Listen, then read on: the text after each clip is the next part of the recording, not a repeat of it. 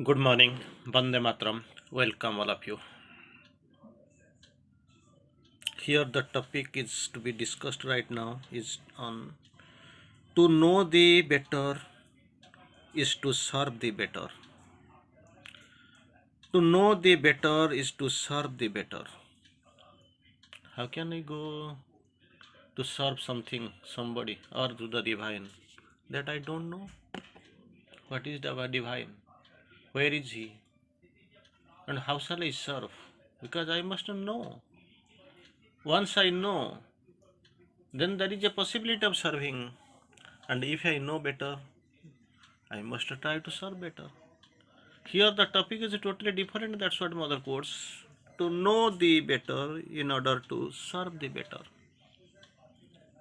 Suppose you know divine is there with us. He is standing before us and we are here to before him, before the divine. Naturally, it will be our duty and responsibility. Even our more reverence will come, more respect will come, more gratitude will flow, because we know. Once we know means we will be ready to serve. That is what the requirement. That's what mother quote. To know the better, not only know the better is to in order to serve the better. In order to serve the, not only serve the, to serve the better, we must know the better. Then mother of course puts a question tag. What do the outer circumstance matter? You forget about the outer circumstance. This happened, that happened. This is the problem. That is, there is the lacuna. Here is the loophole. You forget about this outer circumstances. You forget, and this outer circumstance.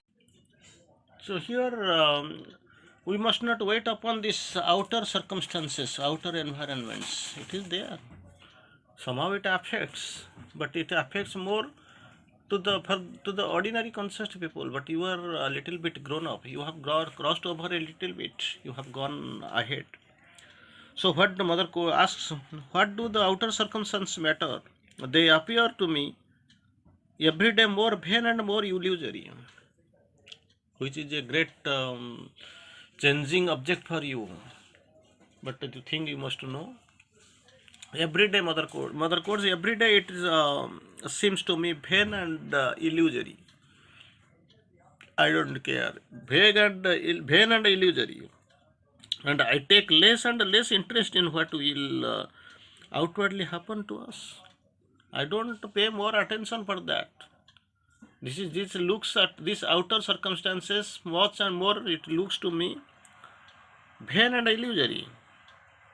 I pay less and less interest what will outwardly happen to us, but I am more and more intensely interested in the only thing what happens to me is important. I am not interested much in the outer circumstances, what is happening. I don't pay interested in what is happening outwardly, but I must pay much importance to the thing what is important about me, what is inwardly happening really. For that actually I am interested. I don't pay interest or pay much attention to the outer circumstances, outer environment. And the real motive behind all these things is totally different. To know the better is to serve the better. I want to know the better and better and better. If I will be able to know the better and better, so that I will be able to serve the better.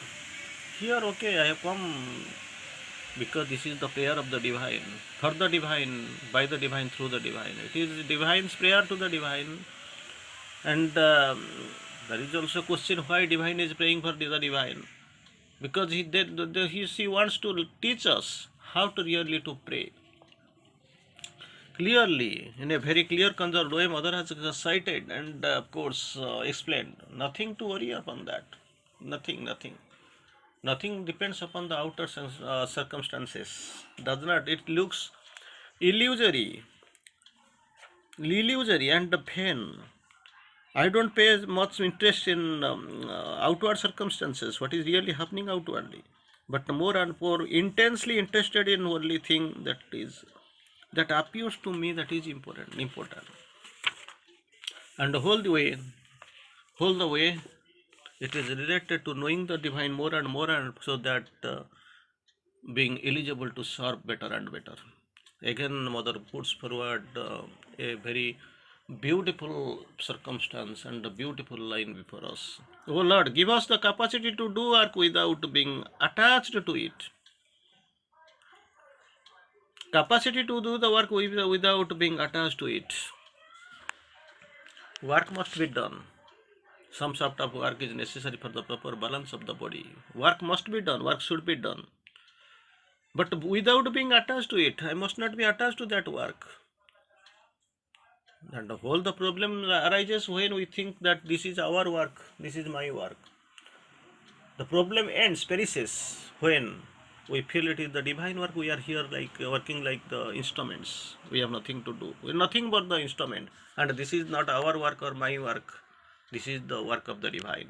And we are here to accomplish it. When that will come before us and we will be sure, then there will be no more confusion, no more struggle, no more tussle, no more that ladai, battle. Lord, give us the capacity to the work without being attached to it, and to develop powers of individual manifestation. Capacity to do the work without being attached, and to develop the power of individual manifestation. Power of individual manifestation without living in the illusion of the personality. Very interestingly, first thing, very interestingly, the mother course, give us the capacity to do the work. That capacity is not also we are having, but here we are called, we are responding, we are here. Give us the capacity to do the work without being attached. And second, to develop the power of individual manifestation without being living in the illusion of the personality. Without living in the illusion of the personality, let us develop the power of individual manifestation. Then comes the next phase of discussion. Certainly, it is easier to suppress than to organize. Most of the time we try to suppress, and we get more pleasure. We feel we have as if we have won. It is easier to suppress than to organize. But harmonious order is a realization far superior to the suppression. There is another message from the mother you have heard. There is a greater ananda. There is a greater ananda in the victory than ordinarily satisfying. Most of the time we make the compromise, we satisfy, and we get pleasure that we have at least compromised, at least something is being done. But that will create so many problems afterwards. So with this suppression, not rather than organization, with this suppression we feel it is easier and it is actually charming. But this suppression creates all these problems. Later you can find through your journey, so many problems will be there being organized around you. But the harmonious order is a realization far superior than suppression. Try to get the harmony and the harmonious realization. That is what is expected. That is what is simply satisfying and pleasing. Again, terrestrial realization easily assume a great importance in our eyes. Normally we accept, even we get. Terrestrial realization easily assume a great importance in our eyes, for they are proportioned to the external being. It gets importance. Externally, superficially we see and we find some satisfaction, some solace. Terrestrial realization only assume a great importance in our eyes, for they are proportioned in the external being. In this limited form, which makes us a man, which builds up like a man, but we don't know this man is only this man was the perverted and distorted reflection of the divine man. He is the transitional being, connecting link, but we feel that is the superior most being. That is the problem, because on the outer circumstances, external, peripheral look, we feel and analyze. But what is terrestrial realization compared with thee? That's what mother wants to want in front of thee. With thee in front of thee. What is that terrestrial realization compared to? Superficially, outwardly, you see something you see, but actually, how it is compared to thee and in front of thee. However perfect, mother's words. However perfect, however complete, however divine it may be.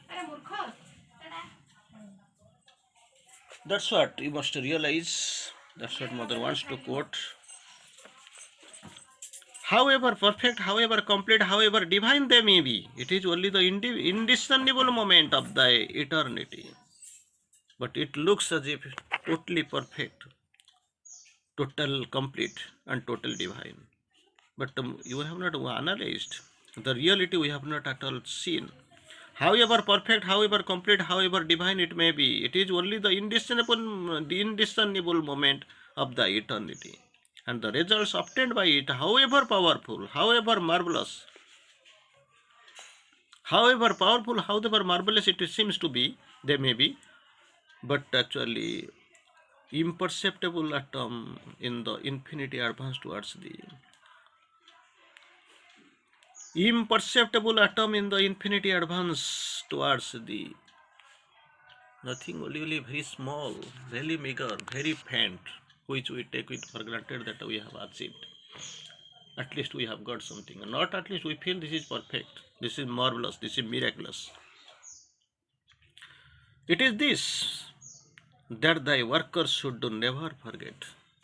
Initially we have come as the instrument, and here is the another call, that thy workers should not forget, otherwise they will come unfit to serve thee. They will come unfit to serve thee, because they don't know how to do. Initially, okay, they have come for instruments, you have to manage, you have to build them up. It's fine. But once they have superseded that training stage, they have come to the operational stage, they must know the truth, otherwise things will go in the back gear. They will become unfit to serve thee, That situation and that scenario must not be appeared before us. O Divine Mother, Mother quotes. We quote Mother as the Divine Mother, and Mother is also here praying. O Divine Mother, let thy light fall upon the chaos, and a new world emerge from it. Here things are chaos, confusing. Chaos comes struggling. So this must be changed. O Divine Master, I'm sorry, Mother, prayer is, I have wrongly I have quoted the Mother. O Divine Master, it is Divine Master, not the Divine Mother. The Divine Mother is praying in her own wordings. O Divine Master, let thy light fall upon this chaos. Let thy light fall upon this chaos, and a world emerge from a new world emerge from it. So simply falling, enlightening, it does not matter. It has to fall, it has to enlighten, and it has to create a new world. A new world must emerge out of it. What is now preparing? Accomplish. Things are under preparation, we don't know. We realize, we imagine things are under preparation. Because when the mother gives birth to a child may be anything like Napoleon, Hitler, Alexander, or anybody else. But the thing is very much clear before you. What is now preparing to accomplish, and that must be given the shape, real shape, and let a new humanity, initially a new world emerge from it, and a new humanity, Next step, be born. New world emerges from it, that was the first condition. And second, new humanity is born, which will be the perfect expression of the new sublime law. So all the new. I want to quote it again. Let thy light fall upon the chaos. A new world emerges from it. Initial condition, new world emerges from it. Second, what is now preparing to accomplish? Something. Preparing to accomplish, let the new humanity be born. First, new world emerges from it. Second, new humanity is born, which will be perfect expression of the new sublime law. New sublime law, that is third. First is new world emerges from it. Second, new humanity is born. Third, perfect expression. Everything will be the perfect expression of the new sublime law. That is the prayer of this morning. Thank you.